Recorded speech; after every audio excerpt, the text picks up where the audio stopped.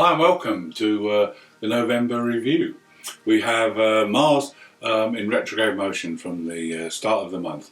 Mars is in your 12th house. This is a time for you to work with the energy while it's retrograde until January.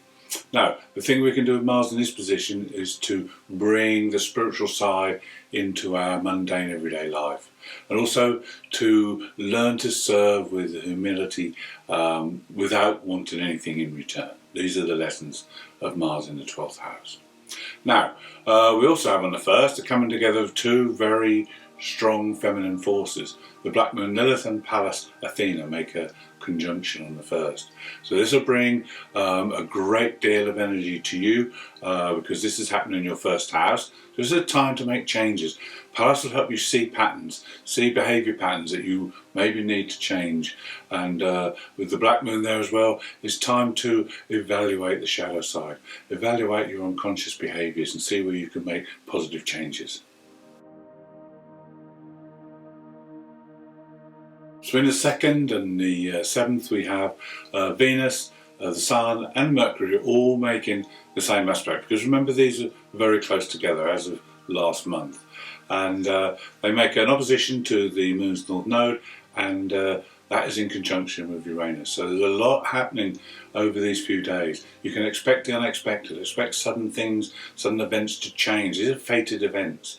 And with the Sun, Venus and Mercury all in the 5th house, this is the house of love. So there could be developments within love relationships. If you're not in a relationship, there could be a new one that comes along.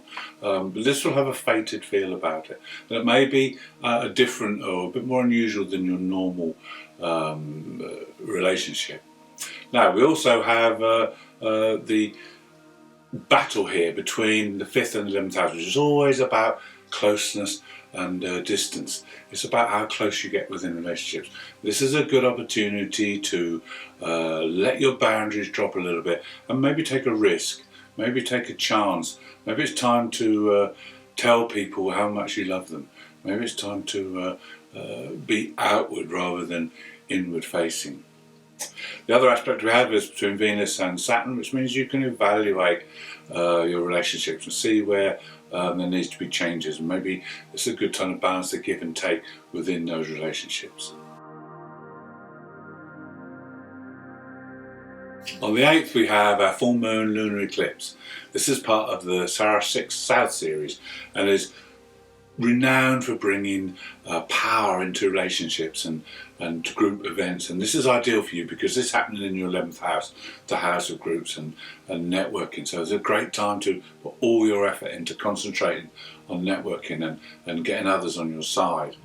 Now the other aspect about this is that it's also conjunct that North Node Uranus aspect. So this eclipse is already renowned for bringing unexpected events, so this is going to be heightened by this aspect. So again, there's a real fated feel about this, and things could happen that could eventually change your life, hopefully for the good.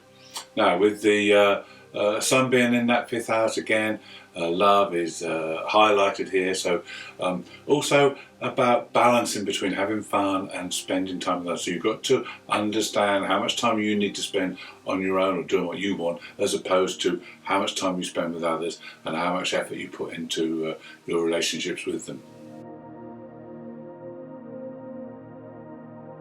On the 10th, it could be a day where there is some conflict or some ego conflicts within those groups and friendship circles.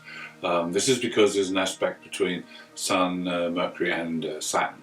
This is something to be aware of. And also authority may be an issue here, either you taking authority or other people in authority. So bear that in mind. But you also have a grand trine, which is featuring Venus. So this is a time when you will be compassionate and understanding of others. So maybe you'll be able to work with these conflicts. And also on the 13th, Mercury makes this aspect of the grand trine, so you'll be more understanding and you'll be able to communicate better and resolve any issues. We also have Venus on the 13th making a very powerful aspect of Pluto, and this heightens desires. This brings an intensity within your love relationships. On the 14th, the Sun makes the Grand Trine as well, so this brings creativity into the fore. It's a great time to tap into your creativity and use it as best as you can. Also, it's a good time to foster good relationships and use creative ways of expressing yourself. Then on the 15th, there's a coming together of Venus and Mercury, and they make fantastic aspect to Jupiter straight away. This is in that 5th house, so there's opportunities here within the social side of life, within love, and also with children to really take these up and to develop them.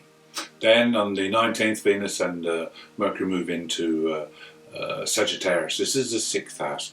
So in Sagittarius there's a sense of adventure, a sense of growth, a sense of wanting to expand your world.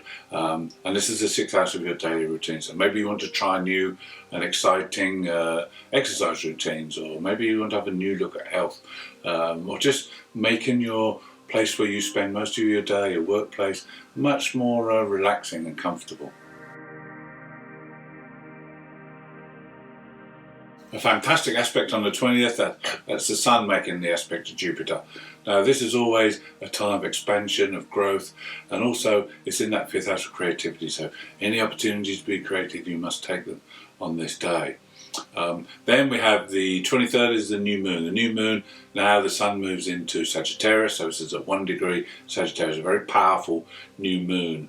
And it's also happening with Venus and Mercury in that same sign, so there's even more influence on the Sagittarian side now, and also on your 6th house. So again, this is time to evaluate and analyse your routines and see where you can make exciting and adventurous changes.